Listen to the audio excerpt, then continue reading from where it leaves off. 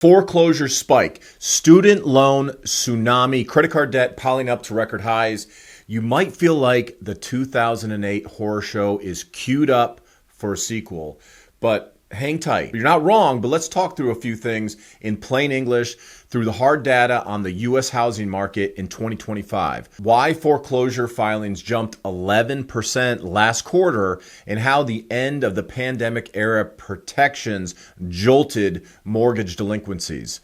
What a $1.18 trillion credit card debt bill really means, and why Georgia's numbers tell a surprisingly hopeful story. We'll finish by asking the big question: are these scary stats actually healthy signs of a market finally normalizing, or are they just the first cracks in the foundation? Do me a favor, stick with me, because we're going to learn a lot and we're going to go through a lot in this particular video, and you'll know exactly how to play offense, whether you're buying, selling, or just hanging on for dear life. The numbers nobody's talking about. Let's start with the national scoreboard, because context, when we put it into context, it's everything. In Q1 2025, 93,953 properties across the United States received a foreclosure filing. That sounds huge, and yes, it's an 11% jump quarter over quarter and roughly 40% higher than the same period back a year ago in 2024. But do me a favor, step back a little bit further. In 2019, our last normal pre-pandemic year, foreclosure filings ran hotter than today by about 13%. In plain English, we've climbed out of an artificially low hole created by emergency forbearance programs, but we're still shy of the baseline the market considered routine just 5 years ago. Let's look a little bit deeper. The foreclosure rate metric many pros watch, one filing for every X homes. Right now, that ratio is 1 in 1,515. Translate that to a neighborhood scale, and it means only one house per big suburban subdivision in some sort of stage of foreclosure. That is absolutely serious for the families involved, no doubt about that, but nowhere near a contagion level where vacant homes are literally lining the street. Mortgage delinquencies tell a similar back to normal story. The Mortgage Bankers Association says 4.04%, just over 4% of all U.S. mortgages were at least one payment past due at quarter end. Compare that with the pandemic bottom under 3%. Yes, we're headed up. But again, take a step back. Compare it with the 3.7 to 4.5% range we saw from 2015 through 2019, and you realize we've simply re-entered a typical territory. What about the scarier bucket? Loans 90 days or more behind. For conventional mortgages, the rate is still flirting with historic lows. Where we do see a nudge upwards is the FHA and VA loans, which naturally serve borrowers with thinner cash cushions. That becomes crucial when we talk about this in a little bit further, so hang tight on that. So what's the macro takeaway from this particular section we just talked about? Demand for sensational headlines is high. Actual distress, while rising, is still moderate. Inventory certainly remains tight across the country. However, homeowners hold record equity, and sub 3% mortgage coupons act like a golden handcuff, keeping sellers in place and keeping a bottom on prices. But cracks are forming, and if you listen closely, you can hear the policy clock striking midnight.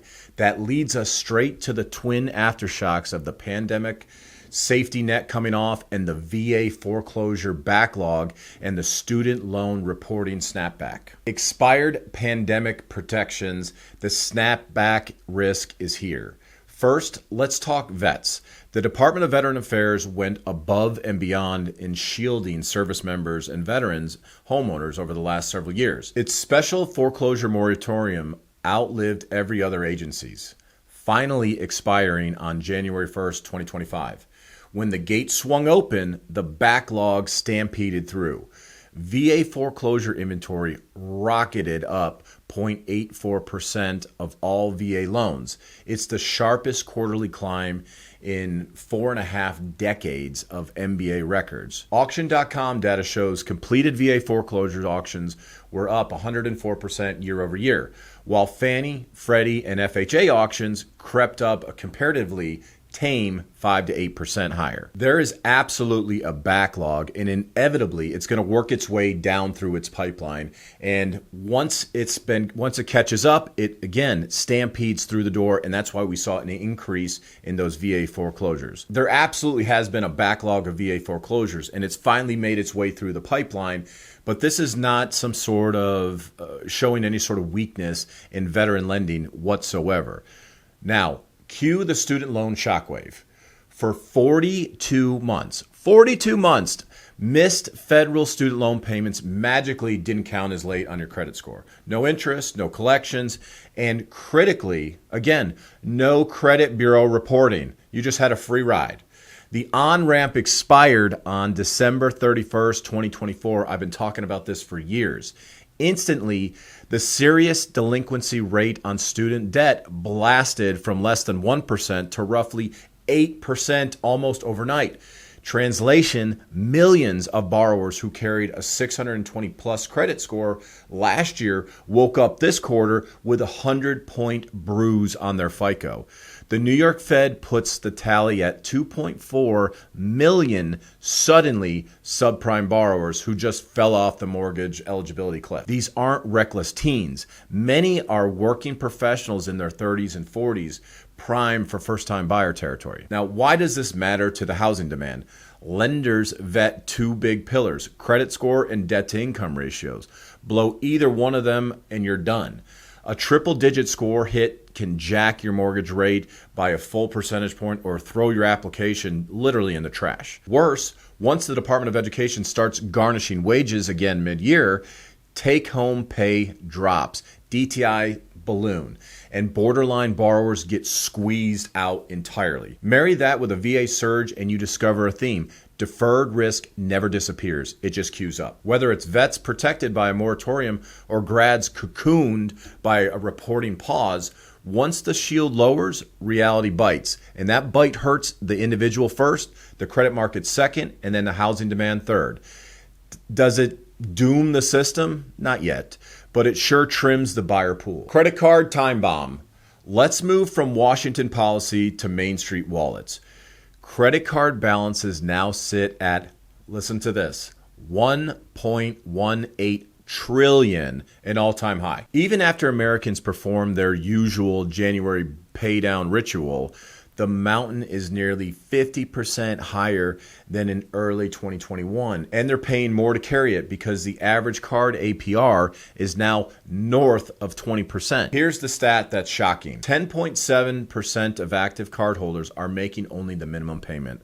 That's the largest slice in the Fed's data set stretching back to 2012. Making minimums while rates hover at 20+% is like running on a treadmill that speeds up every mile. You burn energy but stay painfully in place. Unsurprisingly, 90-day credit card delinquencies have clawed back to their late 2019 highs and are already worse than pre-COVID for our Gen Z borrowers. Now, put on your underwriter hat for just a second. A prospective buyer shows up with $600 in monthly minimum credit card payments and a total DTI flirting with 45%. Unless their income is stellar, the automated underwriting engine spits out a denial. And if they miss a single credit card payment, the credit score plunges like a rock, triggering higher pricing or outright rejection. That's the invisible way credit card stress cools housing demand, even if mortgage rates drop. Yet, this isn't 2007. Banks spent the past decade tightening lending standards, and homeowners still hold thick equity buffers. But the consumer's edge is fraying, and that fray happens before any significant uptick in layoffs. If the labor market sneezes, watch these card numbers first. They're a canary for the broader credit contagion. All right, I'm in the Peach State. The overall mortgage delinquency rate has climbed 25 basis points year over year in Q1. the second steepest rise in America next to Florida. Serious delinquencies, loans 90 days plus or already in foreclosure, sit around 1.37%. That's not apocalyptic, but it's a head tilt when the national average is only a hair higher at 1.6%. Foreclosure filings tell a slightly different story. Georgia clocked in 2,558 filings last quarter, 6% fewer than Q1 2024. We're middle of the pack, 22nd highest foreclosure rate, about one filing per 1,700 homes, 1,750, slightly better than the U.S. ratio. However, important nuance though, filings jumped 24% from the holiday quarter, double the national pace. That suggests we're digesting a local backlog, possibly tied to our sizable veteran population re-entering foreclosure processing now that the VA moratorium is history. Remember, Georgia's foreclosure process is non-judicial and quick. If services held off in December, January's pipeline fills up fast. What's happening on the retail side? Atlanta area inventory exploded by about 40% year over year, yet median prices still rose 1 to 4% higher than last spring. Translation, we're healing inventory, but not hemorrhaging value. Buyers finally have choices. Sellers still have leverage if they price realistically instead of mainlining 2021 comps. Why should you care if you live outside of Georgia? Well, let me tell you, because Sun Belt metros like ours were poster children for the pandemic boom. Mass migration, bidding wars, double-digit appreciation. If the boom markets can glide through without crashing, that's a bullish signal for the rest of the country. The flip side is cautionary. Georgia's delinquency uptick shows even high-growth areas aren't immune to consumer strain. As the cost of living edge over coastal metros narrows, households here feel the same credit pinch. Keep an eye on states like Georgia. We will be the litmus test for how smoothly the national market can normalize. Here's the million-dollar question. Is the uptick in foreclosures and delinquencies a healthy rebalancing after an artificial freeze or the first chirp of a coal mine canary? Let me argue both sides, so hear me out. The bullish read. Foreclosures returning to normal inject badly needed inventory into the market, starved for listings. That cools price inflation without detonating equity. Credit discipline is back. Miss a payment now and it matters. Long term, that's how you keep systemic risk low. Underwriting quality remains solid. The average new mortgage FICO is still above 730, and 80% of the borrowers hold fixed rates below 5%. Huge equity cushions mean most delinquent borrowers can still sell before they go upside down. Here's the bearish read. Consumers are wobbling before unemployment has even risen. Inflation plus high rates are biting paychecks. If layoffs spike, delinquencies could snowball. Student loan wage garnishments restart this summer. That's a direct cash drain, especially on the younger households. Housing affordability is still brutal. A 7% rate on the median priced U.S. home swallows about 40% of the median household income. If rates stay sticky, demand could drop harder than inventory rises, pressuring prices. My verdict? Call it a controlled descent. The seatbelt is illuminated and the cabin is rattling, but the pilots are still in control for now. The next 6 months hinges on jobs. If the labor market stays reasonably intact, this normalization stabilizes around 2018 style numbers, modest price growth, balanced supply, single-digit foreclosure rates. If hiring freezes and pink slips spread, the canary song gets louder and the descent steepens into a crash. So where does that leave you? The buyer, the seller, the homeowner just trying to sleep at night comfortably? If you're buying, pull your credit today. If the student loan ding dropped your score, clock 6 consecutive on-time payments and watch your FICO rebound. With inventory rising, negotiate, ask for seller credits, closing costs, maybe even a rate buydown. Remember, price matters, but monthly payments plus your exit strategy matter a heck of a lot more. If you're selling, ditch the 2021 fantasy. That's gone. Today's buyers are pickier, have more options, and face tighter debt ratio math because the ballooning credit card and auto payments. Price correctly out of the gate, stage the home, and be ready to compromise on inspection items. No longer can the deferred maintenance go unmanaged.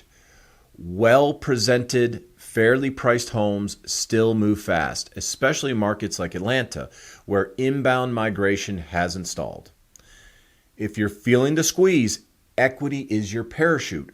Before you miss a mortgage payment, do me a favor, call me. A HELOC, a straight cash out refinance, or even a quick list and sell can preserve your credit profile and keep tens and tens of thousands of dollars in your pocket. Foreclosures stay on your record for years. A strategic sale can keep you in the game for the next opportunity. I'll finish where I began. Scary headlines aren't always bad news. Sometimes they're the market's way of stretching after a long, stimulus-induced sleep. Foreclosures, delinquencies, and a little consumer pain may be exactly what the doctor ordered to bring real estate back to a sustainable heartbeat. But markets don't heal in a straight line, and personal situations differ widely. If you want a personalized game plan, whether you're buying, refinance, or simply insulating your family from the credit crunch, do me a favor. Contact me. I'm happy to talk with you. I'm happy to strategize. My name is Darren Hunter. I'm licensed in 27 states across the country. If you found this useful, do me a favor, hit the button, like it, subscribe for weekly deep dives in the housing intel, and share this episode with anyone stressing out over their debt and what their next move may be. Because in real estate and life, knowledge isn't just power, it's profit. And I don't know, you may not have heard this before, but I do want to remind you that this is a guaranteed episode.